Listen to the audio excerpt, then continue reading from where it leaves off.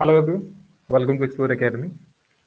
इस वाले सेशन में हम बात करने जा रहे हैं economic survey of Himachal Pradesh की, जो कि आपके एचएएस या बाकी सभी एग्जाम के लिए जो आपके 2023 में होने जा रहे हैं या फिर 24 की स्टार्टिंग में होंगे, तो वो सभी आपके लिए, सभी एग्जाम के लिए ये वीडियो आपकी रेलेवेंट रहेगी। इसमें हम शॉर्ट के तरीके से इकोनॉमिक सर्वे को डिस्कस करेंगे, क्योंकि इसमें बहुत सारे चैप्टर्स हैं, तो उसमें जाने की आपको ज़रूरत नहीं है।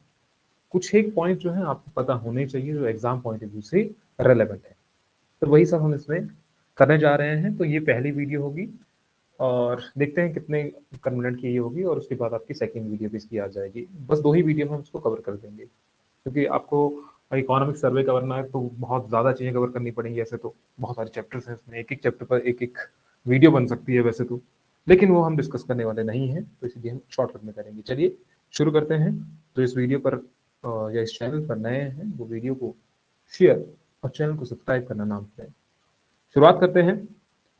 Economic survey of Himachal Pradesh की बात करें तो फाइनेंशियल ईयर 2022-23 में अगर जीडीपी देखें हम करंट प्राइसेस पर, अगर हम देखिए, इसका ध्यान रखिएगा, करंट प्राइसेस पर, उसको आप नॉमिनल जीडीपी भी कहते हैं, उसको आप नॉमिनल जीडीपी भी कहते हैं। एक रियल जीडीपी हो गया, एक नॉमिनल जीडीपी हो गया। तो नॉमिनल जीडीपी यानी कि करंट प्राइसेस पर, जहां पर आप इन्फ्लेशन को काउंट नहीं कर रहे हैं। अगर उस पे उसके बेस पर देखा जाए फाइनेंशियल ईयर 2022-23 में, तो हिमाचल प्रदेश की जो जीडीपी थी, ये जीडीपी है एक 1,95,404 करोड़, ठीक है, which shows the growth of 10.9%, which shows the growth of 10.9%। अगर इसी तरीके से फाइनेंशियल ईयर 2021-22 की बात की जाए, 21-22 ये जो डाटा होता है, ये आपका रियल डाटा होता है, ये रियल डाटा होता है। और ये जो होता है, एक एडवांस एस्टिमेट लगाए जाते हैं कि भैया इतना होगा, क्योंकि ये फाइनेंशियल ईयर तो अभी खत्म नहीं हुआ था प्रॉपरली, जब ये इकोनॉमिक सर्वे आ गया था। तो तब के लिए ये वाला जो डाटा होता है, ये उतना एग्जैक्ट डाटा नहीं होता है, ये वाला फाइनेंशियल 2022-23 वाला। लेकिन ये वाला जो डाटा है, ये परफेक्ट डाटा होता है। तो उस वक्त की जीडीपी थी इस फाइनेंशियल ईयर की 1,76,269 crore, which shows a growth of 13.5%। तो यहाँ पर देखो आप, ग्रोथ में यहाँ पर डिक्लाइन आया हुआ है। एक आपको ये चीज स्टेटमेंट में पूछी जाने वाली चीजें हैं। जीडीपी एट कांस्टेंट प्राइसेस, तो करंट प्राइसेस पर हमने देख लिया। तो जीडीपी एट कांस्टेंट प्राइसेस पर उसको आप क्या कहते हैं, उसको आप रियल जीडीपी कहते हैं। रियल जीडीपी है, लेकिन वो भी आपका डाटा जो है वो एग्जैक्ट है नहीं। इसका जो बेस ईयर है, इसका जो बेस ईयर है वो आपका 2011-12 बेस ईयर है। एग्जाम के लिए याद रखिएगा कि जीडीपी जब हम कांस्टेंट प्राइसेस पर देखते हैं तो उसका बेस ईयर क्या है। तो ये है फाइनेंशियल ईयर 2022-23 के लिए 1,34,576 करोड़। ऊपर देखिए क्या था, ये 1,95,000 और यहाँ पर 1,34,000। तो इतना ही याद रखिएगा, लेकिन फिर भी क्या चीज यहाँ पर आपको देखने को मिल रही है कि ये कम है यहाँ पर, और ये वाला जो डाटा है 1,95,000 ये ज्यादा है। तो क्योंकि वो करंट प्राइसेस पर है और इन्फ्लेशन को काउंट नहीं कर रहा है, और वो आपका एग्जैक्ट डाटा नहीं दे पा रहा है, यहाँ पर अगर रियल जीडीपी की बात करें, which gives us real data, कि भैया आपकी जो ग्रोथ है, आपकी जो जीडीपी है, वो आखिरकार कितनी है। जीडीपी क्या हुआ, all the value of final good services, जो एक विद इन कंट्री में प्रोड्यूस की जाती है विद इन ईयर। तो इसमें आपको 6.4 की ग्रोथ मिलती है।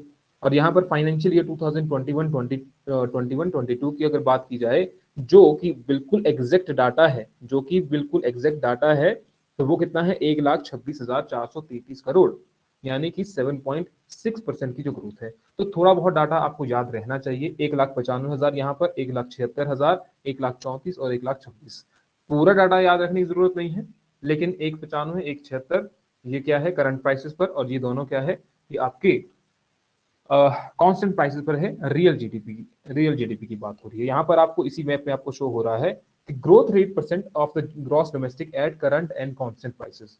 एक करंट प्राइसेस पर है, ये लाल वाला जो है ये यहाँ पर आपको दिख रहा है कांस्टेंट प्राइसेस पर, और ये जो दिख रहा है ये आपको करंट प्राइसेस पर दिख रहा है।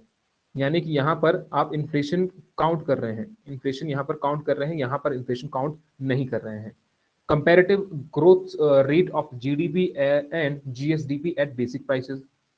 और यहाँ पर बात कर रहे हैं, देखिए इंडिया लेवल की और हिमाचल की बात कर रहे हैं, इंडिया लेवल की और हिमाचल की बात कर रहे हैं, और यहाँ पर आपको एक डिक्लाइन देखने को मिल रहा है। यही है वो वी शेप्ड इकोनॉमी। ये वाला जो नीचे की ओर पोर्शन आ रहा है, देखो, चाहे वो इंडिया की इकोनॉमी हो, चाहे वो हिमाचल की इकोनॉमी हो, यहाँ पर आपको एक वी देखने को मिल रहा है, which shows a decline in economy. और ये डिक्लाइन किस वजह से आया, क्योंकि ये वाला जो फेज आपका चला हुआ था, ये कोविड-19 वाला चला हुआ था, कोविड-19, तो इकोनॉमी पूरी कोलैप्स हो गई। जब इतना सारा डिक्लाइन आया उसके बाद देखिए बिल्कुल एक ग्रोथ मिलने को दिख रही है आपको। 8.7% की जो ग्रोथ आई, फिर उसके बाद थोड़ा सा डिक्लाइन हो रहा है, एकदम से जो ग्रोथ आई ना, तो ये कोविड के कारण हुआ। उसके बाद आपको वी शेप्ड रिकवरी देखने को मिलती है, both at national as well as state level economy में, दोनों में आपको देखने मिला। अगर सेक्टर वाइज कंट्रीब्यूशन देखा जाए तो ये बाद में भी आ जाएगा। तो जीडीपी एट मार्केट प्राइस की अगर हमने बात की थी, अभी जस्ट हमने बात की थी, तो ये हो गया आपका 1,95,400 करोड़। इसको कहां से रिलेट कीजिए, यहां से रिलेट करो। तो sector wise contribution of GVA eight current prices value crore में ही है, लेकिन अभी किस तरीके से जीवीए क्या होता है उस पर हम बाद में आएंगे। तो GSDP eight market price, nominal GDP current prices पर, मार्केट प्राइस जहां पर आप टैक्स इंक्लूड कर रहे हैं, तो मार्केट प्राइस पर अब देखा जाए तो 1,95,404 करोड़, जिसमें देखो प्राइमरी सेक्टर, ये एग्जाम में पूछ जाता है कि प्राइमरी सेक्टर का कितना कंट्रीब्यूशन है, सेकेंडरी सेक्टर का, टर्शियरी सेक्टर का, और gross value added at current basic prices कितना है, और टैक्स कितने ऐड किए गए एंड सब्सिडी कितनी लेस की गई। ये थोड़ा और वाइड कंसेप्ट है, लेकिन इसको अच्छे से समझेंगे, ध्यान से समझेंगे। तो पहली बात इतनी समझ में आ गई, करंट प्राइसेस पर जीडीपी क्या है और कांस्टेंट प्राइस पर जीडीपी कितनी है। तो एक तो यही आपको एग्जाम में क्वेश्चन आ जाएगा। स्टेटमेंट वाइज में दूसरा क्वेश्चन ये आ सकता है पॉसिबिलिटी कि ग्रोथ रेट कितनी थी, तो ग्रोथ रेट वाला हमने यहाँ पर देख लिया 6.4 और 10.9, चाहे वो आपका करंट प्राइसेस पर हो, चाहे वो आपका कांस्टेंट प्राइसेस पर हो। उसके बाद what is per capita income. Per capita income क्या होता है, the per capita income of India is calculated by dividing national income of India by it's total population. India की जो टोटल पॉपुलेशन है और इंडिया की जो नेशनल इकोनॉमी है, अगर उसको आप भाग करेंगे तो आपके पास पर कैपिटा इनकम आ जाएगी, जिसे आप कहते हैं पीसीआई, जिसे आप कहते हैं पर कैपिटा इनकम। तो ये क्या है, क्यों इसको पढ़ रहे हैं, क्योंकि हमें देखना है कि हिमाचल प्रदेश की पर कैपिटा इनकम कितनी है। तो नेशनल इनकम हम आपने ऊपर रख दी, उसके नीचे आपने पॉपुलेशन लिख दी। फॉर एग्जांपल 68, 64, 602, 2011 की अकॉर्डिंग हिमाचल की जो पॉपुलेशन है वो इतनी है 2011 के अकॉर्डिंग। तो अगर इसको हम ऊपर जीडीपी लिख दें, यहाँ पर लिख दें, तो उसको डिवाइड कर दें इससे, तो आपके पास पर कैपिटा इनकम आ जाएगी। तो फाइनेंशियल ईयर 2022-23 जो आपको याद रखनी है, हिमाचल प्रदेश की per capita income of Himachal Pradesh is 2,22,227 rupees. तो 2,22,227, ये ऐसे याद रह सकता है, दो दो दो करके याद रह सकता है आपको, ठीक है। तो 10.4%। अगर 2011-12 की बात की जाए तो हिमाचल प्रदेश की जो पर कैपिटा इनकम थी वो थी 87,721 रुपए। देखिए ये क्वेश्चन आने की संभावना कहां पर बनती है, क्योंकि अलाइड मेंस में क्वेश्चन एक बार पूछा गया था, जहां पर पूछा गया था सेक्स रेशो, और वो सेक्स रेशो पूछा गया था कि 2001 का क्या था और 2011 का क्या था। संभावना ये बनती है, ये पहला ही क्वेश्चन था अलाइड मेंस में, तो इस तरीके से क्वेश्चन पूछे जा सकते हैं, संभावना होती है, तो याद रखिएगा। अब ये कितना हो गया, पर कैपिटा इनकम इतनी हो गई। इंडिया की कितनी है, इंडिया की है 1,70,620 रुपए। इसका मतलब हिमाचल की जो पर कैपिटा इनकम है वो ज्यादा है नेशनल लेवल से, ज्यादा है, इसीलिए फिर से इंपॉर्ट हो गया। स्टेटमेंट आ जाएगी कि भैया ज्यादा है कि कम है, तो वो ज्यादा है per capita income Himachal Pradesh की। 2011-12 में देखें तो नेशनल लेवल की कम थी 63,462 रुपए, और हिमाचल की थी 87,721 रुपए। फिर आता है, एक तो आ गया पर कैपिटा इनकम, जीडीपी हो गया। अब आता है जीडीपी वर्सेस जीवीए। पहले जीवीए समझते हैं। जीवीए क्या है, ग्रॉस वैल्यू एडेड, और जीडीपी क्या है, ग्रॉस डोमेस्टिक प्रोडक्ट, सकल घरेलू उत्पाद। तो सकल घरेलू उत्पाद होता क्या है, जो हम एक कंट्री में प्रोड्यूस करते हैं, फाइनल गुड्स एंड सर्विसेज एक कंट्री में प्रोड्यूस करते हैं विद इन अ ईयर, उसे आप कह देते हैं जीडीपी। लेकिन जीवीए क्या है, जीवीए ये कहता है कि भैया आप हर एक सेक्टर में कितनी चीजें ऐड कर रहे हैं। फॉर एग्जाम्पल आप गेहूं बना रहे हैं, गेहूं को फिर आप फैक्ट्री में ले गए, वहां पर आपने केक बनाया, फिर केक को आप होलसेल में ले रहे हैं, फिर उसके बाद वो रिटेलर के पास जा रहा है। तो इस तरीके से हर एक सेक्टर में आपने कितना ऐड किया, फाइनली आपने वो 600 रुपए का बेचा, और यहाँ पर आपने 100 रुपए ऐड किए, यहाँ पर भी 100 रुपए ऐड हुए, यहाँ पर 200 रुपए ऐड हुए, और यहाँ पर 200 रुपए ऐड हुए। तो दो दो चार पांच छह, फाइनल वैल्यू क्या हुई, 600 रुपए। लेकिन आपने हर एक सेक्टर में तो ऐड किया ना, यहाँ पर तो प्राइमरी सेक्टर था, फिर सेकेंडरी सेक्टर में गया, या बीच वाला डिस्कनेक्ट भी काट भी सकते हैं। तो प्राइमरी सेक्टर, सेकेंडरी सेक्टर और टर्शियरी सेक्टर में आपने कितना ऐड किया। टर्शियरी सेक्टर में आपने फिर उसको बेच दिया, सर्विसेज दी ना आपने। फॉर एग्जाम्पल केक आपने बेचा, तो केक बेचना क्या है, वो एक सर्विस देना है, तो सर्विस सेक्टर हो गया वो। तो यानी कि फाइनली आपने कितने में बेचा वो, तो वो आपने 600 रुपए में बेचा।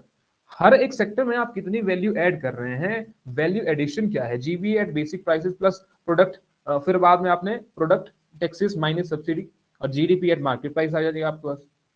तो इस तरीके से जीडीपी और जीबीए में थोड़ा अंतर है, तो इसीलिए ज्यादा अंतर भी नहीं है, देखिए ज्यादा अंतर भी नहीं है, बस ये फॉर्मूले हैं आप किस तरीके से नेशनल इनकम को या फिर आप स्टेट इनकम को कैलकुलेट करने के तरीके हैं, which is GBA is one of them. तो अगर यहाँ पर देखा जाए primary sector share in GBA, which is very very very important आपके एग्जाम के लिए, ये पूछे जाने वाली चीजें हैं। देखिए क्या होता है यहाँ पर, अब प्राइमरी सेक्टर की बात की जाए तो शेयर इन जीबीए इज 13.38%, 13.38%, और सेकेंडरी सेक्टर का शेयर इन जीबीए है 43.07% एंड टर्शियरी सेक्टर का जीबीए में परसेंटेज है 43.55%, which is highest among primary and secondary sector. तो दोनों में से सबसे ज्यादा कौन सा है, टर्शरी सेक्टर, दोनों में से ये ज्यादा है। लेकिन अगर बात की जाए एम्प्लॉयमेंट की, तो एम्प्लॉयमेंट में इसका उल्टा ही हो रहा है।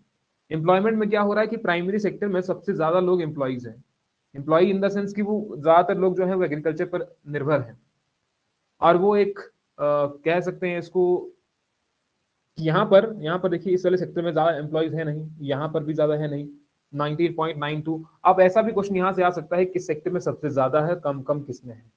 तो शेयर की अगर बात की जाए तो उसमें टर्शियरी सेक्टर पहले आएगा, फिर उसके बाद सेकेंडरी सेक्टर आएगा, फिर आपके बाद उसके बाद प्राइमरी सेक्टर आएगा।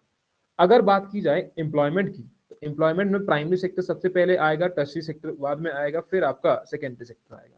तो दोनों आपको सीक्वेंस याद होने चाहिए कि सबसे पहले बाद में बीच में कौन आ रहा है। Share in gross value added and employment in Himachal Pradesh की अगर बात की जाए तो यहाँ पर देखो प्राइमरी सेक्टर में आपको 13.8 दिख रहे हैं, फिर आपको इंडिया लेवल पर दिख रहे हैं 21.05। तो इंडिया लेवल पर अगर प्राइमरी सेक्टर का कंट्रीब्यूशन देखा जाए थोड़ा सा ज्यादा है, यहाँ पर लगभग 7-8 के आसपास। फिर शेयर इन एम्प्लॉयमेंट, तो ये वाला आपको पता होना चाहिए, इसीलिए इसको याद रखिएगा, एग्जाम के लिए बहुत बहुत जरूरी है ये चीज। तो मैंने आपको करवा दिया किसका सेक्टर में कितना कंट्रीब्यूशन है, तो ये आपको शॉर्टकट तरीके में बनाना है, पूरा के पूरा नहीं पढ़ना है, पूरा को पूरा पढ़ेंगे तो फिर तो इकोनॉमिक सर्वे ही बहुत ज्यादा हो गया ना। अब देखते हैं GDP at constant prices for the financial year 2022-23, इसमें प्राइमरी सेक्टर का कंट्रीब्यूशन कितना था, सेकेंडरी सेक्टर और टर्शियरी सेक्टर का कंट्रीब्यूशन कितना है। तो GDP at constant prices, GDP at constant prices, और दूसरा है आपका जीडीपी एट करंट प्राइसेस। तो दो चीजें हो गई ना आपके पास, एक जीडीपी एट करंट प्राइसेस और जीडीपी एट कांस्टेंट प्राइसेस। तो करंट प्राइसेस यानी कि आप अभी की बात कर रहे हैं, बिल्कुल अभी की बात कर रहे हैं, एट प्रेजेंट की बात, कांस्टेंट यानी कि आप बेस ईयर की भी बात कर रहे हैं, आप बेस ईयर की बात कर रहे हैं। अब देखिए अगर हम कांस्टेंट प्राइसेस पर देखें तो प्राइमरी सेक्टर का जो कंट्रीब्यूशन है वो है 16,712 करोड़, तो 16,712 crore. Secondary sector contribution 60,444 crore, और टर्शियरी सेक्टर का कंट्रीब्यूशन 49,527 करोड़। लेकिन अगर हम करंट प्राइसेस पर देखें, देखो दोनों में अंतर हो रहा है ना, करंट प्राइसेस पर देख रहे हैं जहां पर आप इन्फ्लेशन और दूसरी चीजों को इंक्लूड नहीं कर रहे हैं। अगर उस समय हम बात की जाए तो प्राइमरी सेक्टर का कंट्रीब्यूशन है 25,284, ये ज्यादा ही होगा क्योंकि यहाँ पर हम इन्फ्लेशन काउंट ही नहीं कर रहे हैं, बाकी सब चीजें काउंट नहीं कर रहे हैं। और सेकेंडरी सेक्टर का कंट्रीब्यूशन देखा जाए तो 78,848 करोड़ है, लेकिन टर्शरी सेक्टर का कंट्रीब्यूशन देखा जाए तो 80,369 करोड़ है, विच इज हाईएस्ट। ऊपर हाईएस्ट कौन सा था, टर्शरी से, ऊपर हाईएस्ट था आपका सेकेंडरी सेक्टर, ऊपर हाईएस्ट कौन सा है देखो सेकेंडरी सेक्टर, यहाँ पर हाईएस्ट कौन सा है टर्शरी सेक्टर। तो अगर पूछा जाए जीवीए एट करंट प्राइसेस, तो जीवीए एट कांस्टेंट, जीवीए है ये, जीवीए एट कांस्टेंट प्राइसेस, तो उसमें सेकेंडरी सेक्टर इज हाईएस्ट। लेकिन अगर पूछा जाए जीवीए एट करंट प्राइसेस तो आपका tertiary sector is highest. Tertiary sector क्या है, हाईएस्ट है, देखो 80,000, यहाँ पर कितना दिख रहा है आपको, यहाँ पर आपको 60,000 दिख रहा है, यहाँ पर आपको 80,000 दिख रहा है, तो दोनों में अंतर है ना। तो कंट्रीब्यूशन यहाँ पर टर्शरी सेक्टर का बहुत ज्यादा है, 43.57%, 43.50%, 57%, which is important, exam point of view से इंपॉर्टेंट है, मार्क करके रखो जहां पर भी आपको लिखना है। यहाँ पर वैसे सेक्टर वाइज ग्रोथ दी गई है ऊपर, लेकिन इतना कंपल्सरी है नहीं कि आप इसको याद रखें ही रखें, हाँ रख सकते हैं सिंपली। यहाँ पर जब हमने कांस्टेंट प्राइसेस की बात की, यहाँ पर 2.0 का ग्रोथ हो रहा है, सेकेंडरी सेक्टर में 7.2 का ग्रोथ हो रहा है, यहाँ पर 6.9% का ग्रोथ हो रहा है। Sectoral composition of GSVA, GSVA क्या हुआ, gross state value added at constant prices, at constant sorry at current prices. तो आप देख रहे हैं कि सबसे ज्यादा जो कंट्रीब्यूशन है यहाँ पर टर्शरी सेक्टर का हो रहा है 43.6%। यहाँ पर सेकेंडरी सेक्टर में देखा जाए 42.7% और प्राइमरी सेक्टर का 13.7%। तो ये सारे आपने याद रखने हैं। Then we have comparative growth rate of Himachal Pradesh and national economy. इसमें भी आपको ज्यादा रखने की याद जरूरत है नहीं, सिर्फ इतना याद रखना है आपको 2 बार यहाँ पर माइनस में ग्रोथ चली हुई है हिमाचल प्रदेश में, 2 बार जरूर। बाकी अगर कुछ भी आ जाए एमसीक्यू में आप प्लस ही लिख दीजिए। ऐसा तो नहीं आया कि कितने पॉइंट कितने परसेंट, इतना नहीं आता है वैसे जो एवरेज ग्रोथ रेट से क्वेश्चन है, लेकिन फिर आपको याद होना चाहिए कितने में माइनस थी कितने में प्लस थी। तो अगर एनुअल प्लान देखा जाए यहाँ पर देखो 1978 79 और 1979 80 में हिमाचल प्रदेश की जो एनुअल ग्रोथ रेट था वो माइनस में था। तो एक बार ये माइनस में हो गया, दूसरा 2020-21 में, 2020-21 में ये कोविड वाला टाइम है। तो 2 बार हिमाचल प्रदेश की जो इकोनॉमी की जो ग्रोथ रेट है वो माइनस में चला। लेकिन अगर नेशनल लेवल की बात की जाए तो नेशनल लेवल पे आपको ये वाला भी माइनस दिख रहा है 6.6%, -6.6 जो कोविड के दौरान दिख रहा है आपको एनुअल ग्रोथ रेट। बाकी आपको सारे के सारे प्लस ही दिख रहे हैं। तो इसमें से हिमाचल प्रदेश याद रख लीजिएगा कब कब यहाँ पर, एक तो आपको ये याद रहेगा क्योंकि ये तो चलो कोविड वाला था 2020-21, ये वाला याद रख लीजिएगा जब एनुअल प्लान चले होते। Then we have chapter 3 which is about public finance and taxation. इसमें क्या जरूरी है आपको क्या याद रखना है कि किसका परसेंटेज, यहाँ पर क्या आएगा पब्लिक फाइनेंस एंड टैक्सेशन। यहाँ पर रेवेन्यू रिसीट्स की बात होगी, एक्सपेंडिचर की बात होगी, व्यय की बात होगी, या जो प्राप्तियां हैं उसकी बात होगी। तो मेजर फिस्कल इंडिकेटर्स क्या है, देखो यहाँ पर बताया गया है रेवेन्यू रिसीट्स कितने हैं, यानी कि जो प्राप्तियां हैं वो कितनियां हैं, लेकिन वो प्राप्तियां कौन सी है, वो रेवेन्यू रिसीट्स है। और कितनी है देखो, अब इसमें क्या क्या है वो भी चीज आपको याद होनी चाहिए। रेवेन्यू रिसीट्स है, ध्यान से देखिएगा, रेवेन्यू रिसीट्स है 2022-23, ये हो गया 36,375, 36,375। लेकिन इसमें एक तो आपका टैक्स रेवेन्यू आ रहा है, दूसरा नॉन टैक्स रेवेन्यू आ रहा है। एक टैक्स रेवेन्यू आ रहा है इंक्लूडिंग सेंट्रल टैक्सेस और दूसरा स्टेट ओन यानी कि नॉन टैक्स रेवेन्यू आ रहा है, तो वो है 2,769। याद क्या रखना है कि स्टेट का जो नॉन टैक्स रेवेन्यू है वो कम है, और जो टैक्स रेवेन्यू है जिसमें सेंटर का जो सीजीएसटी होता है वो इसमें इंक्लूडेड है, तो 17,660 है। दूसरा है ग्रांट एंड एड, जो मेजर फैक्टर है, एक जो मेजर फैक्टर है, तो ग्रांट एंड एड कितना है 15,946, 15,946। फिर है आपका डिसइन्वेस्टमेंट रिसीट्स 0 है। रेवेन्यू एक्सपेंडिचर कितना है, फिर रेवेन्यू एक्सपेंडिचर कितना है 40,269 करोड़, 40,269 करोड़। लेकिन इस रेवेन्यू एक्सपेंडिचर में से ये तो प्राप्तियां हुई ना, ये तो प्राप्तियां हुई कि आपको प्राप्त कितना हो रहा है, कितना पैसा मिल रहा है सरकार को। अब ये गवर्नमेंट जो है वो पे कहां पर कर रही है, पे कहां पर कर रही है, जैसे टोटल एक्सपेंडिचर है यहाँ पर 51,376 है, 51,376 है। उसमें से देखो रेवेन्यू एक्सपेंडिचर कितना जा रहा है, 40,000 तो आपका रेवेन्यू एक्सपेंडिचर ही जा रहा है। और ये रेवेन्यू एक्सपेंडिचर कहां पर जा रहा है, देखो सैलरी हो गया, पेंशन हो गया, इंटरेस्ट पेमेंट हो गई, सब्सिडी हो गई, इन सभी को पे करने के लिए लगभग 57% पैसा जा रहा है रेवेन्यू एक्सपेंडिचर का। व्यय का जो पैसा है, रेवेन्यू एक्सपेंडिचर का पैसा जो है वो salary, pension, interest payment, subsidies में लगभग आधे से ज्यादा जा रहा है। इसी को कहते हैं कमिटेड एक्सपेंडिचर। इसको क्या कहते हैं, कमिटेड एक्सपेंडिचर। जब इसमें से आप ये सब्सिडी मान लो आपने एक्सक्लूड कर दी, तो सैलरी, पेंशन, इंटरेस्ट पेमेंट ये आपको देना ही है, देना ही पड़ेगा ना। सैलरी आपको देनी पड़ेगी, पेंशन आपको देनी पड़ेगी, इंटरेस्ट पेमेंट आपको देना पड़ेगा, कुछ ना कुछ तो देना ही पड़ेगा इंटरेस्ट पेमेंट में भी। तो इसी को आप कहते हैं कमिटेड एक्सपेंडिचर। तो कमिटेड एक्सपेंडिचर फाइनेंशियल ईयर 2022-23 की बात की जाए, विच इज एडवांस एस्टिमेट्स हैं ये भी, तो वो कितना हो गया 14.36% ऑफ जीएसडीपी, 14.36% ऑफ जी। अगर पूछा जाए कमिटेड एक्सपेंडिचर कितना है, कमिटेड एक्सपेंडिचर होता क्या है, तो ये होता है सैलरी, पेंशन, इंटरेस्ट पेमेंट ये के, और 14.36% ऑफ जीएसडीपी। तो ये हो गया। अगर बात की जाए किस इसमें से सबसे हाईएस्ट कौन सा है, तो हाईएस्ट देखिए grants from the state centre is highest percentage of revenue receipts, followed by state own taxes revenue. According to financial projection, the grant from the central will be around 4% points lower in the financial year 2022-23 compared to financial year 2020-21. तो यहाँ पर देखा जाए तो सबसे ज्यादा जो आ रहा है पैसा, तो वो किससे आ रहा है, ग्रांट इन एड से आ रहा है। देखो यहाँ पर आप थोड़े से कंफ्यूज हो सकते हैं, लेकिन इसको क्लियर कर देते हैं। अब देखो यहाँ पर ग्रांट्स इन एड लिखा हुआ है, यहाँ पर टैक्स रेवेन्यू लिखा हुआ है, तो ऐसे तो टैक्स रेवेन्यू आपको ज्यादा लग रहा है कि 17,660 है, लेकिन ये इंक्लूडिंग है सेंट्रल टैक्सेस से, including central share of central share. तो टैक्स का शेयर तो उनका भी है। तो इसीलिए जो ग्रांट इन एड मिल रही है वो सबसे हाईएस्ट है, जो हम हिमाचल को मिल रहा है, तो ग्रांट इन एड सबसे हाईएस्ट है। From the centre is highest percentage of revenue receipts followed by the state own revenue. ठीक है, तो ये याद रख लीजिएगा। खैर ये पैसा तो आपको वापस ही मिलता है, लेकिन शेयर तो गवर्नमेंट का होता ही है। इसके बाद चलते हैं जरा components of tax revenue as percentage of total receipts. Component of tax revenue, इसमें आप देख रहे हैं कि स्टेट ओन टैक्सेस रेवेन्यू कितना है, share in the central taxes. सबसे ज्यादा कहां पर दिख रहा है आपको, ग्रांट फ्रॉम द सेंटर, जो सेंटर से पैसा आ रहा है। तो फाइनेंशियल ईयर 2022-23 में अगर देखा जाए तो ये बजट एस्टिमेट है। ये बीई का मतलब होता है बजट एस्टिमेट, इसका मतलब होता है रिवाइज एस्टिमेट्स, इसका मतलब होगा एडवांस एस्टिमेट्स। ठीक है, यही लिखा हुआ सिर्फ। तो ये रियल एस्टिमेट्स हो गए, ये क्या हो गए, बजट एस्टिमेट्स। बजट एस्टिमेट्स तो ये आप याद रख सकते हैं। तो बजट एस्टिमेट्स के अकॉर्डिंग देखा जाए 2022-23 में तो ग्रांट फ्रॉम द सेंटर कितना है, 32.6 है।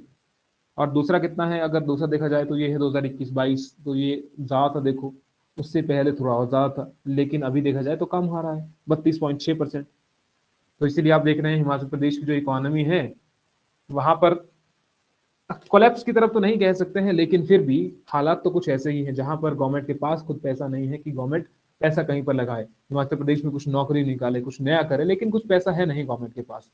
कहाँ से पैसा होगा, सेंटर से भी पैसा नहीं आ रहा है, और स्टेट का जो पैसा था वो आपका सारा के सारा कहाँ पर लगा दिया गया है, ओपीएस में लग गया है सारा के सारा। तो इसीलिए अब स्टेट के पास पैसा है नहीं। तो देखते हैं क्या होता है आने वाले समय में। और इधर से जो चीज होनी नहीं थी वो अब हो गई है, जैसे बाढ़ आ गई है, हर जगह पर आपको बाढ़ देखने को मिल रही है। अब इसके रिलीफ के लिए कुछ और फंड मिलेगा, देना पड़ेगा गवर्नमेंट को, तो ये एक एक्स्ट्रा बर्डन और बढ़ गया है, क्योंकि अभी तो शुरुआत ही हुई है, मानसून की अभी शुरुआत हुई है। चलो इसको देखेंगे। Then we have component of non tax revenues. इसमें भी आप देखिए interest receipts, dividend and profit, लेकिन सबसे ज्यादा कहां पर जा रहा है पैसा, इकोनॉमिक सर्विसेज में। इकोनॉमिक सर्विसेज में component of non tax revenue, non tax revenue यानी कि economic services which include electricity, gas, water supply, which have consistently highest percentage 59.9% of non-tax revenue of the state, which is important। ये फिर से important हो गया कि non tax revenue economic services में सबसे ज्यादा पैसा जो है वो जा रहा है नॉन टैक्स रेवेन्यू में। तो ये जरूरी हो गया आपके एग्जाम के लिए। फिर से डेप्ट पोजीशन की अगर बात की जाए, हिमाचल प्रदेश में ऋण की अगर बात की जाए तो ऋण देखो, डेप्ट as percentage of GSDP, gross state domestic product, अगर देखा जाए जीडीपी, हिमाचल प्रदेश जीडीपी देखा जाए तो उसमें परसेंटेज वाइज देखो 39.29 करोड़ है ये। तो इतना जो है हिमाचल प्रदेश पर, सॉरी परसेंटेज में है 39.29%। जीडीपी का इतना हिस्सा तो हिमाचल प्रदेश पर ऋण ही है। और जीएसडीपी देखो यहाँ पर 1,55,251 करोड़। अब ये हो गया पब्लिक डेप्ट। पब्लिक डेप्ट क्या होता है, इंटरनल डेप्ट, जो इंटरनल डेप्ट है राज्यों का, plus lone and advances from the central government, loans and advances from the central government. तो इंटरनल डेप्ट तो हो गया आपका 42,918.16 करोड़। लोन और एडवांसेस जो सेंटर से लिया है वो हो गया लगभग 1544.41 करोड़। और तीसरा हो गया फिर ये वाला public account and other liabilities, तो वो 16,000 है समथिंग। टोटल लाइबिलिटी कितनी हो गई, ए प्लस बी, ये ए हो गया ये बी हो गया, ए प्लस बी कितना हो गया, तो ये आपका हो गया 60,992.87 करोड़। तो परसेंटेज ऑफ जीडीपी देखा जाए तो वो कितना है 39.29%। इतना याद रखना है बस। और पेंशन एक्सपेंडिचर जो आपको इंक्रीज देखने को मिल रहा है 19.85% इन फाइनेंशियल ईयर 2022-23। ये देखिए इंटरव्यू के लिए भी जरूरी है ये चीज, क्योंकि पेंशन एक्सपेंडिचर बढ़ रहा है। कितना बढ़ा है, ओपीएस के बाद 19.85% इन फाइनेंशियल ईयर 2022-23 बढ़ा है। और ग्रोथ आप देखिए कि सैलरी और पेंशन में, और सैलरी में कितना है, पेंशन में देखो यहाँ पर जो ओपीएस में जा रहा है, फिर इंटरसिटी जाएगा मतलब, फिर सब्सिडी में। तो ये सारी चीजें जो है ये भी आपको याद रखनी, थोड़ी थोड़ी आपको याद होनी चाहिए कि भैया ऐसी कुछ कहानी है। नेक्स्ट जो इसी चैप्टर में लास्ट वाली चीज थी जेंडर बजट। तो जेंडर बजट कुछ नहीं है, women are the prime stakeholder of gender budget. इसमें education and skill development, economic participation and prosperity, gender equality around the world, poverty reduction and wellbeing, ये सारी चीजें इसमें इंक्लूड होती हैं। Leadership and domestic democratic participation, सारी चीज इसमें इंक्लूड हो गई। लेकिन आपको याद क्या रहना है, क्या क्या रखना है इसमें कि भैया टोटल कितना है ये, total category wise gender budget है ना फॉर फाइनेंशियल 2022-23 इन लैख, तो ये हो गया 2,36,648 लाख, 2,36,648। तो ये याद रख सकते हैं। इसमें से देखिए एससी, ओबीसी और माइनॉरिटी एंड स्पेशली एबल्ड लोग कितना जा रहा है, तो जो सबसे ज्यादा इसमें ही जा रहा है आपका पैसा विमेन एंड चाइल्ड डेवलपमेंट के लिए, रूरल डेवलपमेंट के लिए, फूड, सिविल सप्लाईज, तो ये सारी चीज में आती है। ऐसा नहीं है कि सिर्फ महिलाएं हैं, लेकिन फिर भी they are the prime stakeholder of gender budget. तो इतना याद रख सकते हैं, ज्यादा जानने की इसमें जरूरत नहीं है। चैप्टर 4 है आपका साइंटिफिक रिसर्च एंड इनोवेशन से। इसमें ये बताया कि R&D पर आप कितना खर्चा लगा रहे हैं, कितना पैसा लगा रहे हैं, जो आप रिसर्च कर रहे हैं, डेवलपमेंट कर रहे हैं, कितना पैसा लग रहा है उसमें। तो अगर देखा जाए नेशनल लेवल पर, तो चाइना जो है स्पेंड करता है 2.14% of GDP on R&D, research and development पर। तो सबसे ज्यादा पैसा कौन खर्च करता है, तो इसराइल करता है 4.94% ऑफ जीडीपी। इसराइल सबसे ज्यादा खर्च करता है इस पर, R&D पर।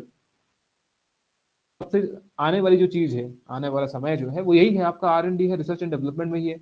और चाइना स्पेंड करता है 2.14, इंडिया स्पेंड करता है which is important, India spend कर रहा है 0.7% ऑफ जीडीपी, 0.7%। और यूएसए कर रहा है 2.83%। तो इंडिया का सबसे कम है वैसे, 0.7% कर रहा है सिर्फ। और हिमाचल का देखा जाए तो हिमाचल कर रहा है 0.5% ऑफ जीडीपी। और यह है बात 2020-21 की, क्योंकि उसके बाद का डाटा नहीं है, ये इतना ही डाटा आपको बजट में दिया गया है। और 2019-20 में 0.6% ऑफ जीडीपी, 0.6% ऑफ जीडीपी 2019-20, 0.6%, 2020-21 0.5%। तो 2020-21 में देखिए कम हुआ है। जो हिमाचल प्रदेश में रिसर्च एंड डेवलपमेंट या इनोवेशन पर जो पैसा खर्च हुआ है वो इतना हुआ है। अगर ऑल स्टेट्स का एवरेज देखा जाए तो उसमें 0.2%। अगर सभी स्टेट का एवरेज निकाल के देखा जाए और उसमें देखा जाए कि भैया एवरेज हर एक स्टेट कितना पैसा डाल रही है, तो वो है 0.2%। राजस्थान एंड दिल्ली सबसे कम 0.01%, 0.01% ये पैसा लगा रहे हैं रिसर्च एंड डेवलपमेंट पर। तो एग्जाम के लिए ये जरूरी हो गया, हिमाचल कितना कर रहा है, इंडिया कितना स्पेंड कर रहा है R&D पर, ये आप याद रख सकते हैं। इसी से रिलेटेड एक स्कीम है विच इज मुख्यमंत्री शोध प्रोत्साहन योजना। इसमें क्या होगा, इस योजना के द्वारा हिमाचल प्रदेश के युवा विद्यार्थी अपनी रुचि और अध्ययन के आधार पर शोध क्षेत्र में अध्ययन कर सकते हैं। आप अभी रिसेंटली ये चला हुआ था अभी न्यूज में, ये हिमाचल प्रदेश यूनिवर्सिटी में जो शोध की जो लेवल है वो कम गिरता जा रहा है, गिरता जा रहा है। हिमाचल प्रदेश मुख्यमंत्री प्रोत्साहन योजना के लिए निम्नलिखित श्रेणी के नागरिक योग्य होंगे। कौन कौन योग्य होंगे, देखो, पहला हिमाचल का स्थायी निवासी होना चाहिए। दूसरा, इस योजना का लाभ केवल शोध छात्रों को ही दिया जाएगा, जो रिसर्च कर रहे होंगे उनको ही दिया जाएगा। उसमें क्या दिया जाएगा कि योजना के अंतर्गत विद्यार्थियों को पंजीकरण की तिथि से 3 वर्ष तक 3,000 रुपए प्रति माह यानी कि 36,000 रुपए फेलोशिप प्रदान की जाएगी, जो उनके रिसर्च और डेवलपमेंट में सहायता करेगी। तो ये इंपॉर्टेंट है आपके लिए। अगर इससे रिलेटेड इंस्टीट्यूशन भी देखे जाए तो छोटे एग्जाम में तो डायरेक्टली क्वेश्चन आते हैं। फॉर एग्जाम्पल ऐसा पूछा जाएगा कि institute of Himalayan bioresource technology कहाँ पर है, छोटे एग्जाम में डायरेक्टली पूछा जाएगा। बड़े एग्जाम में भी हो सकता है यहाँ से कुछ एक क्वेश्चन आ जाए, मेल करने के लिए आ जाए। एचएस की अगर बात की जाए तो मेल करने के लिए आ सकते हैं कि मेल करो। तो हिमाचल यूनिवर्सिटी शिमला हो गया, Indira Gandhi medical college, dental college, institute of Himalayan bioresource technology Palampur. तो ये आप याद रख सकते हैं, वन लाइनर ही है सारे के सारे। ये है हिमाचल प्रदेश गवर्नमेंट के अंडर। और दूसरे देखा जाए इंस्टीट्यूशन अंडर सेंट्रल गवर्नमेंट, जहां पर आपके for the development of R&D इन हिमाचल प्रदेश, तो वो आपका IIT मंडी हो गया, नेशनल NIT आपका हमीरपुर हो गया, फिर आपका IIM सिरमौर हो गया। ये इंपॉर्टेंट एग्जाम के लिए IIM। बाकी तो आप क्योंकि IIT पता है, NIT पता है। तो Indian council of research in agriculture research new Delhi, Indian council medical research new Delhi, council of scientific research, तो ये हो गया। बस हिमाचल प्रदेश में आपको ये याद रखने हैं, ये याद रखने होने चाहिए आपको, NIT, IIT और IIM। चैप्टर 5 देखा जाए तो chapter 5 discuss about the progressive Himachal Pradesh, किस तरीके से प्रोग्रेस हो रही है हिमाचल प्रदेश में। देखिए यहाँ पर ग्रोथ की बात नहीं हो रही कि 13 पॉइंट ये हुआ, 14 पॉइंट इतने परसेंट की ग्रोथ रेट आ रही है या डिक्लाइन हो रहा है कुछ। यहाँ पर हम कर रहे हैं प्रोग्रेस की बात, प्रोग्रेसिव हिमाचल प्रदेश, जहां पर हम बात करेंगे जेंडर इक्वालिटी की, एजुकेशन की, हंगर की, पॉवर्टी की, गुड हेल्थ की, वेलबींग की। तो ये सभी चीजें आती हैं इसमें। तो agenda for SDG, sustainable development goal, तो सस्टेनेबल डेवलपमेंट गोल आएगा इसमें। Sustainable Development Goal 2030 aims at leaving no one behind, leaving no one behind, which is important। तो ये स्टेटमेंट में आप पूछा जा सकता है, लिविंग नो वन बिहाइंड, तो उसका एजेंडा क्या है, स्टेटमेंट पूछा जाएगा आपसे।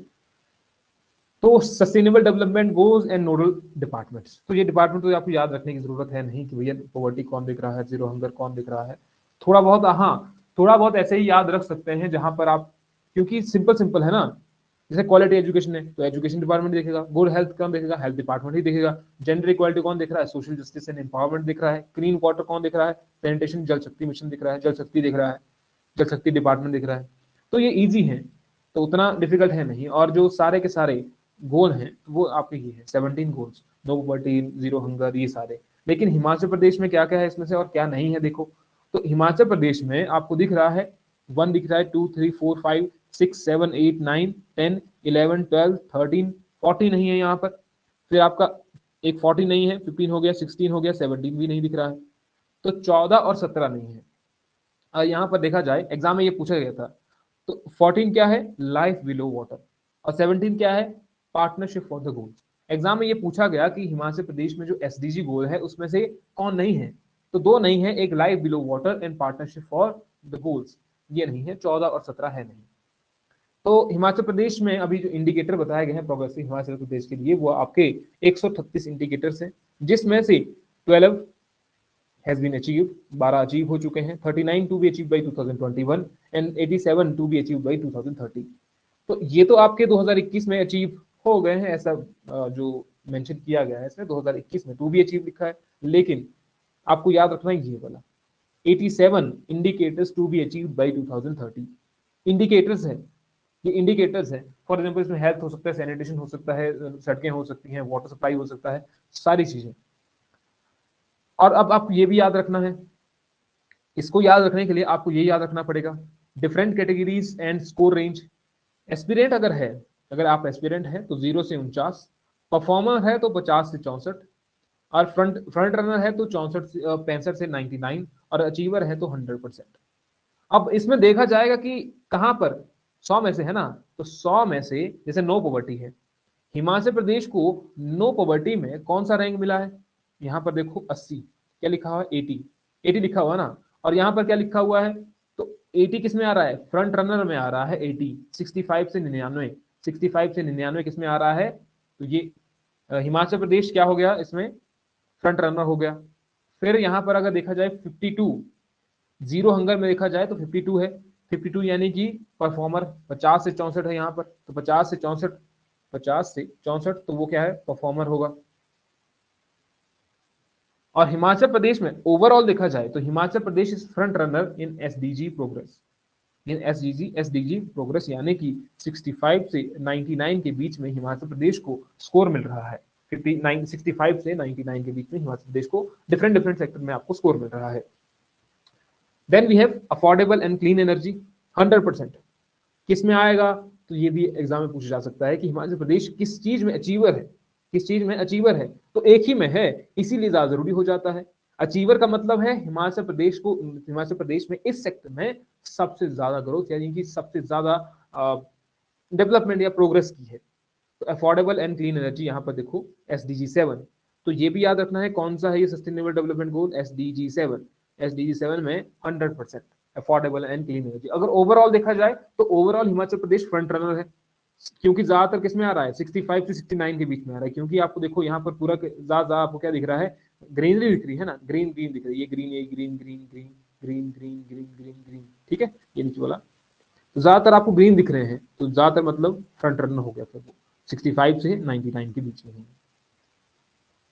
ओके, अच्छा हंगर में क्या है फिर, इसमें परफॉर्मर में क्या आ रहा है आपका, परफॉर्मर में आपका 3 चीजों में आ रहा है परफॉर्मर, जैसे जनरल इक्वालिटी है, इंडस्ट्रियल एंड इनोवेशन वाला हो गया, और तीसरा हो गया क्लाइमेट एक्शन।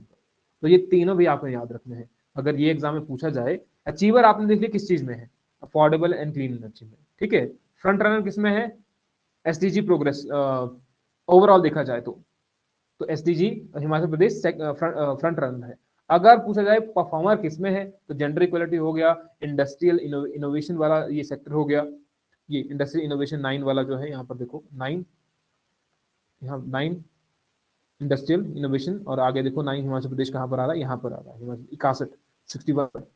तो जेंडर इक्वालिटी हो गया, इंडस्ट्रियल इनोवेशन हो गया, और क्लाइमेट एक्शन आ गया, इसमें हिमाचल प्रदेश हंगर हो गया, और इसमें हिमाचल प्रदेश क्या है, अभी परफॉर्मर है।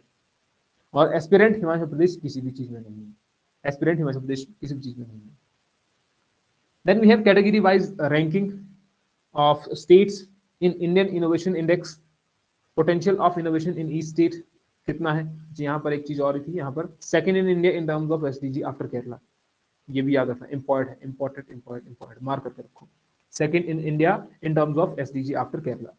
फिर देखा जाए यहाँ पर category wise ranking of states in India innovation index 2021, तो कर्नाटका सबसे पहले दिख रहा है आपको रैंकिंग में इनोवेशन इंडेक्स में।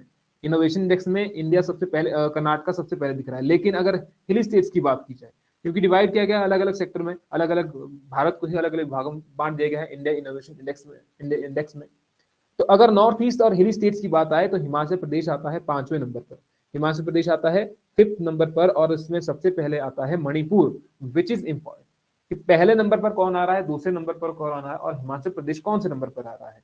तो हिमाचल प्रदेश आ रहा है 5वें नंबर पर, मणिपुर आ रहा है 1वें नंबर पर। ठीक है, तो एग्जाम के लिए ये जरूरी हो गया आपके। Next we have scores of Himachal Pradesh in Indian innovation index. तो यहाँ पर दिख रहा है ह्यूमन कैपिटल में सबसे ज्यादा, ह्यूमन कैपिटल में हिमाचल प्रदेश का सबसे ज्यादा स्कोर है।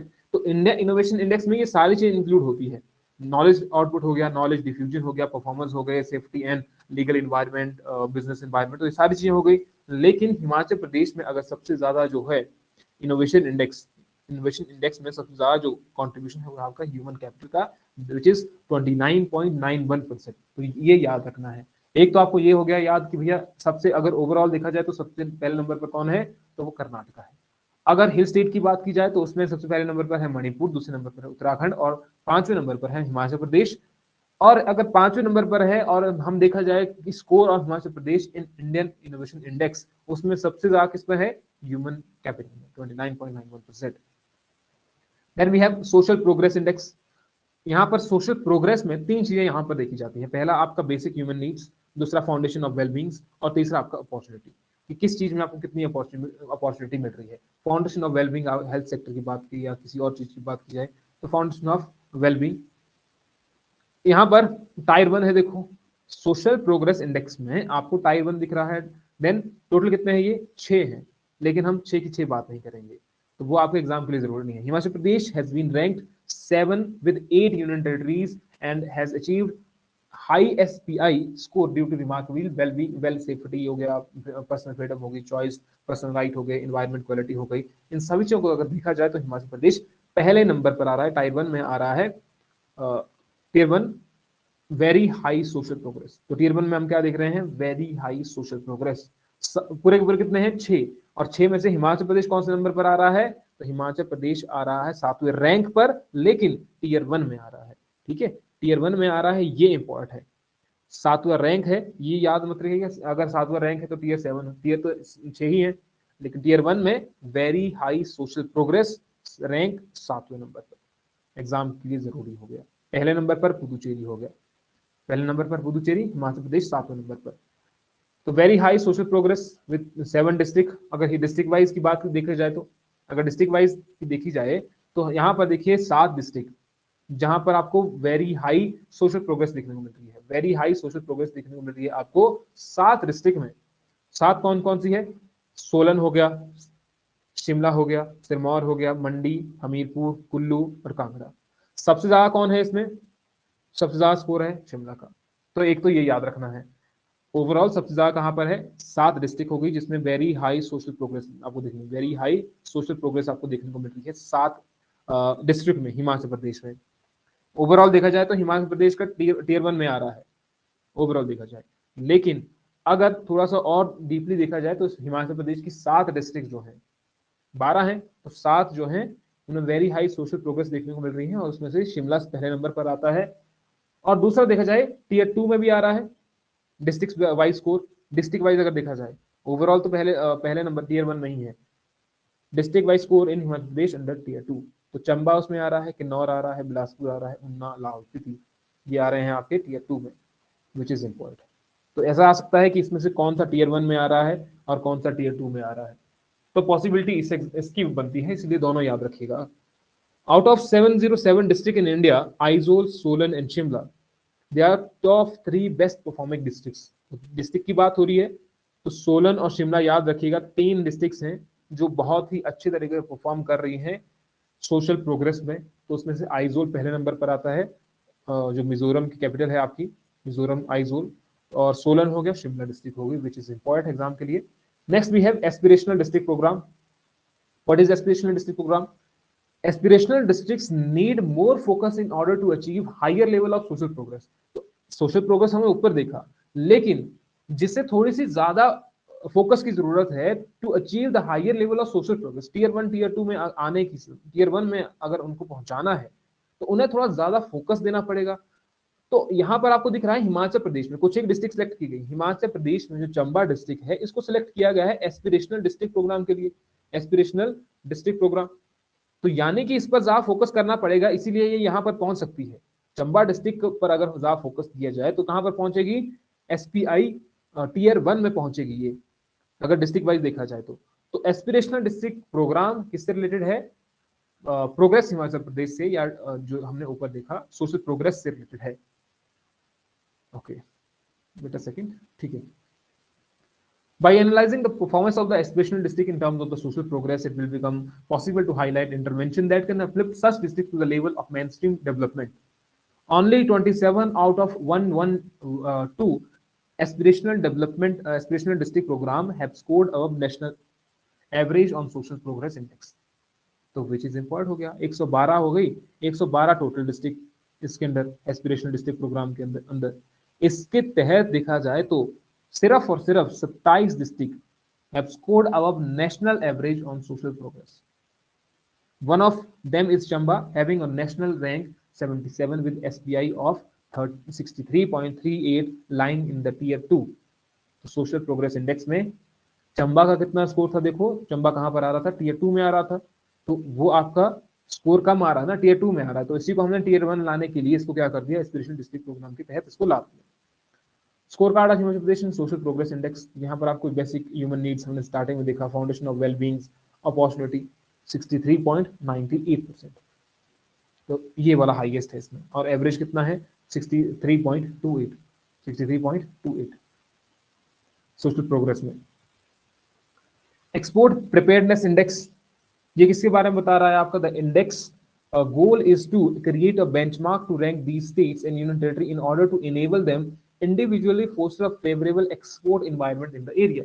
जहां से एक्सपोर्ट करना आसान हो, ज्यादा एक्सपोर्ट हो, तो वही इसका मकसद है, एम है।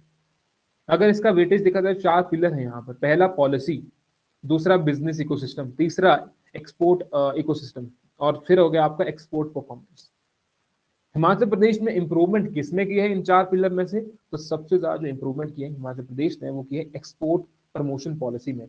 ये जो पॉलिसी की बात कर रहे हैं ना हम, 20-20 सबके 20 पॉइंट इसके, 40-40-40 20-20%, तो एक्सपोर्ट प्रमोशन पॉलिसी की वजह से हिमाचल प्रदेश का जो रैंक है वो इम्प्रूव हुआ है, लेकिन कितना हुआ है? तो Himachal Pradesh was ranked 18 out of 36 union territories, states and union territory cities in Export Preparedness Index 2021 with a composite score of 40.43, और 19 में 2020 में क्या स्कोर था? 19। अब कितना स्कोर हो गया है इसका? तो हिमाचल प्रदेश का स्कोर हो गया 18, है ना, यानी कि बड़ा है ना, पहले कितना था? 19 था, लास्ट में आ रहा था, अब थोड़ा सा इंप्रूव हुआ है, 18 में आ रहा है अब। Its export promotion policy has improved over a year, resulting in improvement in overall ranking of Himachal Pradesh. तो कैटेगरी वाइज अगर रैंकिंग देखी जाए तो उसमें पहले आपका उत्तराखंड आ रहा है, हिमालयन स्टेट्स की बात हो रही है सिर्फ, है ना, बाकी ओवरऑल डिस्ट्रिक्ट स्टेट्स की बात नहीं हो रही है। हिमालयन स्टेट में देखा जाए तो हिमाचल प्रदेश आ रहा है दूसरे नंबर पर विद स्कोर ऑफ 40.43। तो एग्जाम के लिए जरूरी हो गया, याद रखना है। Himachal Pradesh was ranked second कहां पर? under Himalayan states category in EPI 2021. In 2021 Himachal Pradesh score third, तो हिमाचल प्रदेश थर्ड नंबर पर था, लेकिन अब हिमाचल प्रदेश का स्कोर 2021 में एक्सपोर्ट प्रिपेयर्डनेस इंडेक्स में देखा जाए तो हिमाचल प्रदेश का स्कोर सेकंड, तो इंप्रूव हुआ है, पहले थर्ड था अब सेकंड हुआ हिमालयन स्टेट में। ओवरऑल देखा जाए तो पहले 19 था, फिर आपके 18 हो गया 2021 में। Then we have district good governance index. District good governance index वो क्या है? This is the process of evaluating how people, institutions conduct public affairs, manage public resources, and ensure the achievements of human rights in the way that is fundamentally free of abuse and corruption and respect the rule of law. Good governance index, किस तरीके से आपको governance बहुत अच्छे तरीके से मिल रही है, जहां पर करप्शन कम हो रहा है, आपको सर्विसेज पहुंचा दी जा रही है, क्वालिटी सर्विस दी जा रही है। तो यही सब चेक करने के लिए आपको क्या है, गुड गवर्नेंस इंडेक्स है। क्या है, गुड गवर्नेंस इंडेक्स। 8 थीम है इसमें, 19 फोकस सब्जेक्ट हैं, 76 इंडिकेटर, 13 सब इंडिकेटर्स, लेकिन यदि सब याद रखने की जरूरत नहीं है। बस आपको याद क्या रखना है कि डिस्ट्रिक्ट गुड गवर्नेंस इंडेक्स में इसमें सबसे पहले नंबर पर कौन है। तो यहां पर देखो सबसे पहले नंबर पर ये 2021 का है, ये 2020 का है। तो 2021 वाला आपको याद रखना है, 2020 का भी याद रख सकते हैं। तो कांगड़ा ने बहुत इंप्रूव किया है विद द स्कोर ऑफ, देखो स्कोर में ज्यादा अंतर नहीं है ना, स्कोर में ज्यादा अंतर नहीं है। आप देख रहे हैं कि पहले वाला स्कोर 0.67 ये है, और यहाँ आपका स्कोर जो है 0.458 है। तो उतना ज्यादा स्कोर डिफरेंस नहीं है, 0.2 का लगभग अंतर है, ज्यादा डिफरेंस है नहीं। तो सबसे पहले नंबर पर कांगड़ा आ रहा है, देखो याद रखना है। बिलासपुर आ रहा है, ऊना आ रहा है, लास्ट में कौन आ रहा है, लाहौल स्पीति और सोलन आ रहा है। सोलन लाहौल स्पीति सबसे लास्ट नंबर पर आ रहा है। लेकिन आपको याद रखना है, एक तो अपना अपनी डिस्ट्रिक्ट याद रखना है कि आपकी डिस्ट्रिक्ट का स्कोर कितना है। फॉर एग्जाम्पल कुल्लू का तो हमने याद रखी है कि भैया 8 है। तो आपकी डिस्ट्रिक्ट कौन सी है, वो आप कमेंट सेक्शन में बताइएगा कि आपका रैंक कितना है आपकी डिस्ट्रिक्ट में।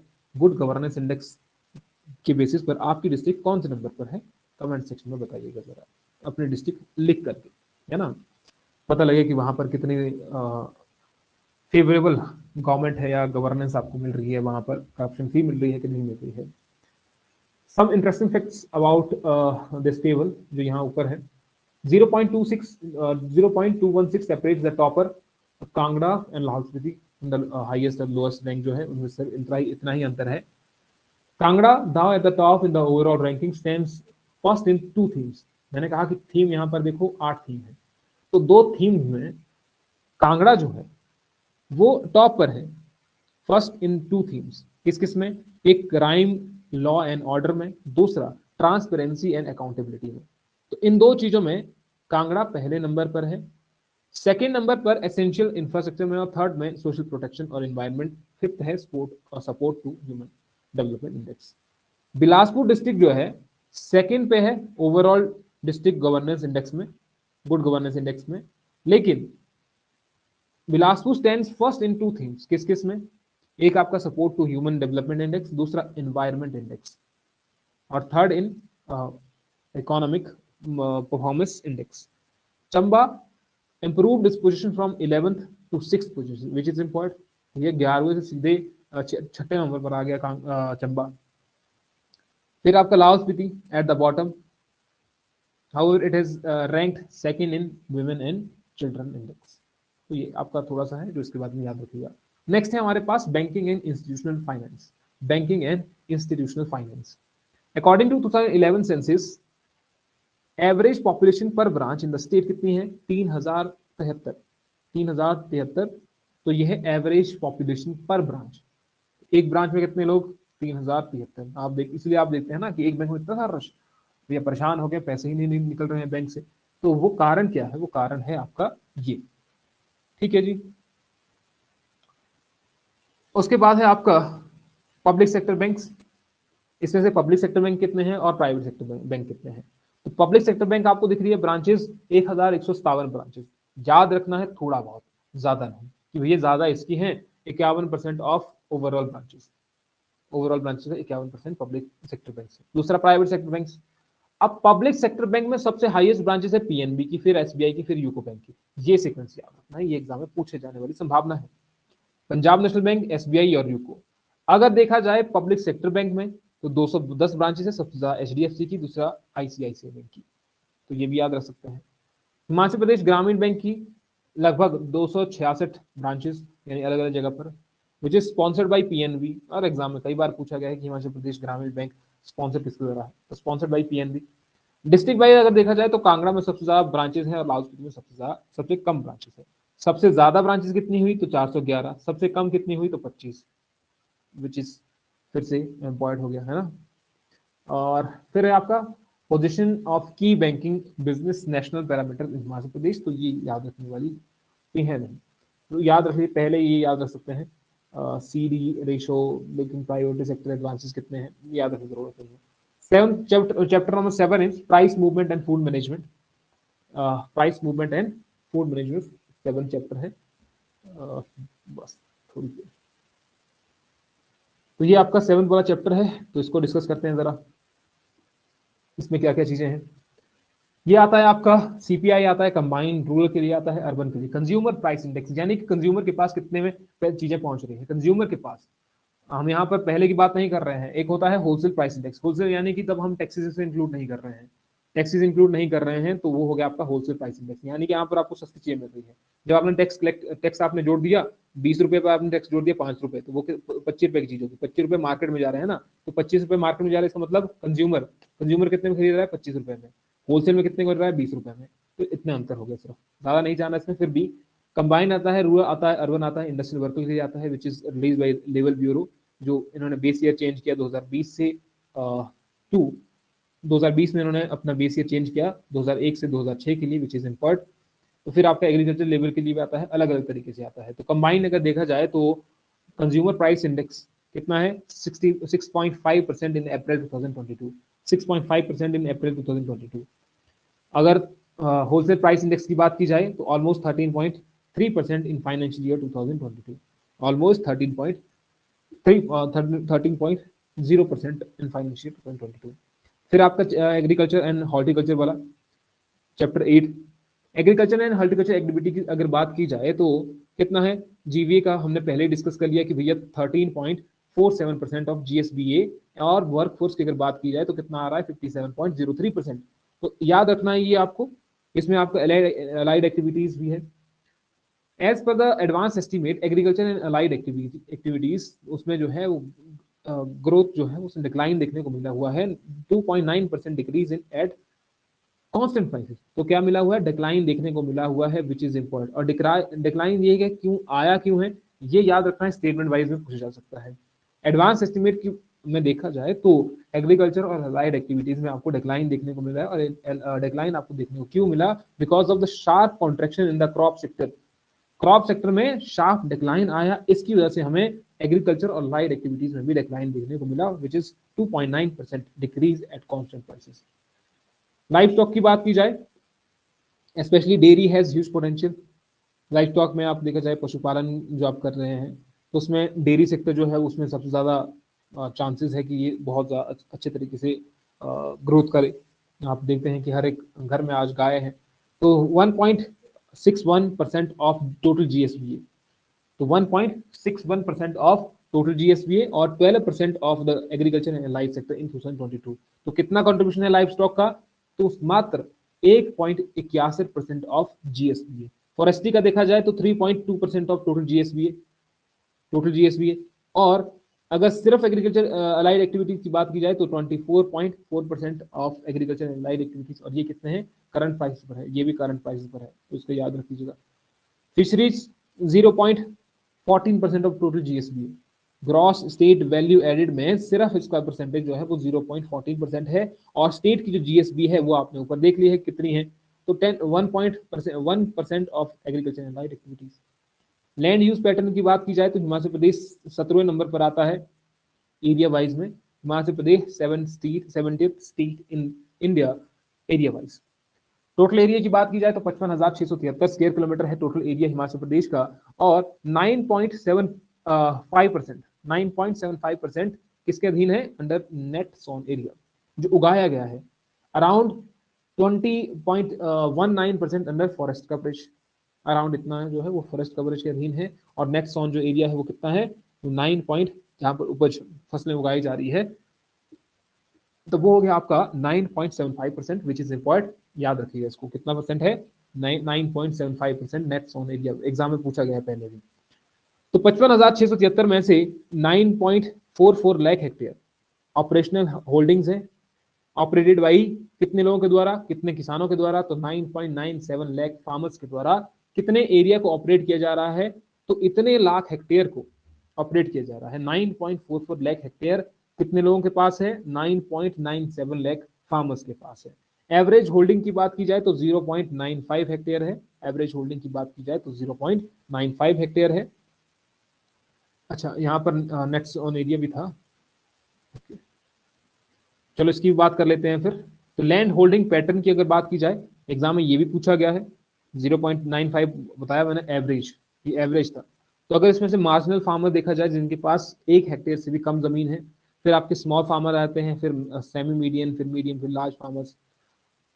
तो ये भी थोड़ा थोड़ा आपको याद रख सकते हैं कितने फार्मर्स में है जिसके पास 1 हेक्टेयर से भी कम साइज की भूमि है। तो लगभग 7.12%, जो सबसे ज्यादा है number of holding in lakhs. फिर उसके बाद यहाँ की बात कर रहे थे हम nets on area. The nets on area has marginally increase from 539,000 hectare in 2008 to 9 to 543,000 hectare इन 2017-18। तो बड़ा है नेट्स ऑन एरिया, जहां पर उगाने वाले हैं तो वो बड़ा है। अब इसमें से देखा जाए लैंड का, तो एग्रीकल्चर लैंड लगभग 20.14% है। नॉन एग्रीकल्चर लैंड जो है कितनी है, फॉलो लैंड जो है वो 1.53% है, जिस पर आप फिर से एक बार भूमि छोड़ दी फिर उसके बाद कृषि कर दी, वो लगभग इतना है 1.53%। बैरन एंड अनकल्टिवेटेड लैंड जो है वो आपकी 13.9% है। Remaining under permanent pasture and grazing land, तो उसके अधीन है बाकी की जो भूमि है। मध्य प्रदेश में अगर देखा जाए तो फसलें जो उगाई जा रही है उसमें से wheat, maize, rice, barley and pulses major crops हैं, which makes 82% of total cultivation. Total cultivation का 82% यही क्रॉप्स है, मेजर क्रॉप्स है। और उसमें से वीट आपका 35.78% और मेज 32.23%, यानी कि सबसे ज्यादा कौन कौन सी फसल उगाई जा रही है, तो आपके मेज, वीट, फिर आपका मेज इंपॉर्ट हो गई ये भी। The crop intensity in Himachal Pradesh is higher than that of national average. What is crop intensity? So crop intensity refers to a raising of number of crops from the same field during the one agriculture year. एक agriculture year में आप एक ही field से, ठीक है, ये आपके पास खेत है, ये 4 खेत है, ये 1 खेत है, 2 खेत है, 3 खेत हो गया, ये 4 खेत हो गया। इन 4 खेत में आपने यहाँ एक साल गेहूं उगाया, सब में गेहूं उगाया, फिर जब गेहूं हो गया फिर आपने मक्की उगा दी, ठीक है। अब मक्की हो गई फिर आपने कुछ और इसमें आलू उगा दिए, ऐसा करके, यानी कि एक ही खेत से या एक ही फील्ड से वहां से आप अलग अलग फसलें उगा रहे हैं, तो इसका मतलब हुआ आपका crop intensity. Then we have major production of major crops, production of major crops. तो इसमें ग्रैंड टोटल आपको ये दिख रहा है, मेज सबसे ज्यादा आपको दिख रही है यहाँ पर, लेकिन इसमें जहां नहीं है अभी के लिए। The area used for food grain production is gradually shrinking due to shift toward commercial crops. It was 853.88 thousand hectare in 1997-1998, but will only be 755.93 thousand hectare in financial year 2021-22। याद होना चाहिए आपको कि डाटा याद रखने की जरूरत नहीं है पूरी की पूरी, लेकिन the use of food grain production, जो फूड ग्रेन प्रोडक्शन है वो उनका डिक्लाइन हो रहा है। अब शिफ्ट हो रहा है कमर्शियल क्रॉप्स की तरफ। कमर्शियल क्रॉप्स जैसे कि चाय होती है फॉर एग्जाम्पल, जिनको आप सिर्फ कमर्शियल पर्पज के लिए उगा रहे हैं, तो वो अब फसलें उनका ज्यादा हो रहा है, वो ज्यादा बोई जा रही हैं क्योंकि ज्यादा पैसा वहां से आएगा। और जो फूड ग्रेन प्रोडक्शन है वो उसमें डिक्लाइन देखने को मिल रहा है, तो इम्पॉर्ट हो गया। The consumption of major fertiliser in the state increase. तो मेजर फर्टिलाइजर कंजप्शन हमारे देश में है वो बढ़ा हुआ है 2021 में देखो, और 1985-86 में देखा जाए तो 23,664 मीट्रिक टन था। अब फाइनेंशियल ईयर 2021-22 में देख रहे हैं तो 57,894 मीट्रिक टन आपको देखने को मिल रहा है। Productivity per hectare which is important, productivity per hectare 2.20, तो ये metric ton 2.20 metric ton per hectare. याद रखना है कि प्रोडक्टिविटी पर हेक्टेयर कितनी है हिमाचल प्रदेश में, तो इतनी है आपकी, ठीक है। Then we have area to be brought under high yielding crops, जो हाई यील्डिंग क्रॉप्स है, तो ये थोड़ा सा याद रखते हैं, लेकिन उतना ज़्यादा इंपॉर्टेंट है नहीं है। फिर आपका है आपका सॉइल टेस्टिंग प्रोग्राम, हिमाचल क्योंकि सॉइल से रिलेटेड है, आपका एग्रीकल्चर से संबंधित है, तो soil testing programme in the state, the department of agriculture has 11 testing soil laboratories, 3 fertiliser and seed testing laboratories, 2 bio control और 1 स्टेट। ये सारी चीजें जो है हिमाचल प्रदेश में है, तो याद रख सकते हैं। 2 बायो कंट्रोल लैब्स हैं जो मंडी और कांगड़ा में है। Non chemical techniques of insect pest management, soil testing service has been added in the Himachal Pradesh Government Public Service Act 2011। तो ये वाला था इस वाले सेक्शन में। दूसरी वाली वीडियो में इसके आगे वाली को वीडियो को डिस्कस करेंगे। आई होप कि आप सभी को यहाँ तक पूरी की पूरी समझ आ चुका होगा, और इस लेक्चर की वीडियो, इस लेक्चर की जो पीडीएफ है वो आपको टेलीग्राम चैनल पर मिल जाएगी, जिसका लिंक आपको डिस्क्रिप्शन में मिलेगा। समझ आया होगा तो आप लाइक शेयर जरूर करें, थोड़ा बहुत शेयर भी कर लें वीडियो को, ठीक है। चैनल को सब्सक्राइब करना ना भूलें। फिर मिलते हैं आपसे नेक्स्ट वीडियो में। Thank you.